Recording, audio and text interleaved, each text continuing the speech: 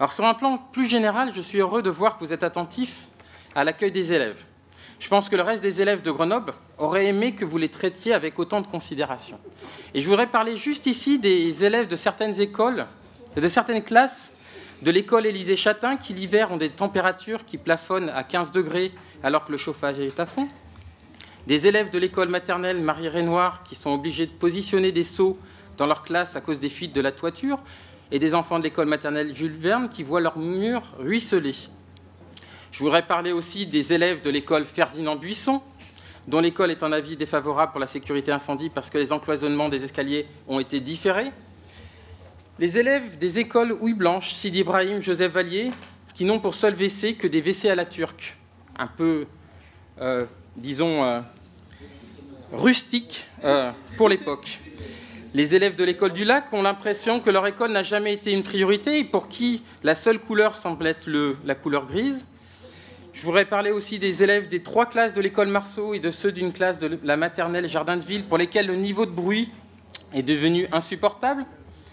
Les élèves de l'école élémentaire Pain-Levé, dont on parlait à l'instant, Houille Blanche, Jean Racine, Bajatière, à qui on a promis de refaire la cour depuis des années. Nous pouvons aussi parler des élèves de l'école Menon, dont les enseignants sont obligés de porter des casques anti-bruit tant la cour résonne.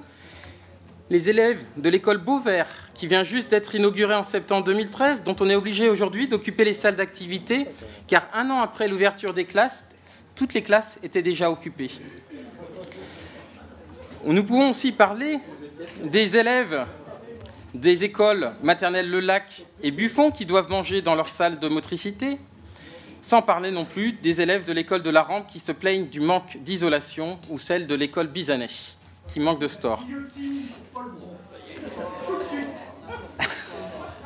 Alors bien sûr, ce n'est pas l'homme que j'attaque ici, mais c'est plutôt la politique de la municipalité précédente.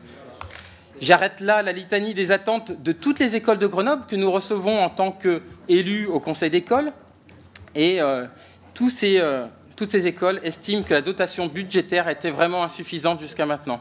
Alors oui, Monsieur Bron, je sais que les écoles n'étaient pas la priorité de la précédente municipalité.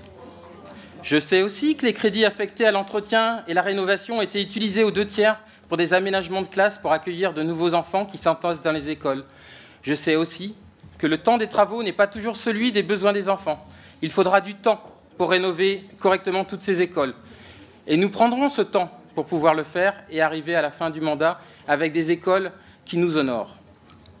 Comme j'aurai l'occasion de l'annoncer dans les mois à venir sur les écoles et sur la place de l'enfant dans la ville, notre municipalité a fait un choix, passer de l'abandon à l'ambition. Alors oui, j'assume de rechercher des petites mesures d'économie pour des projets nouveaux qui ne remettent pas en cause l'accueil des enfants et pour que tous les élèves puissent vivre leur journée du mieux possible.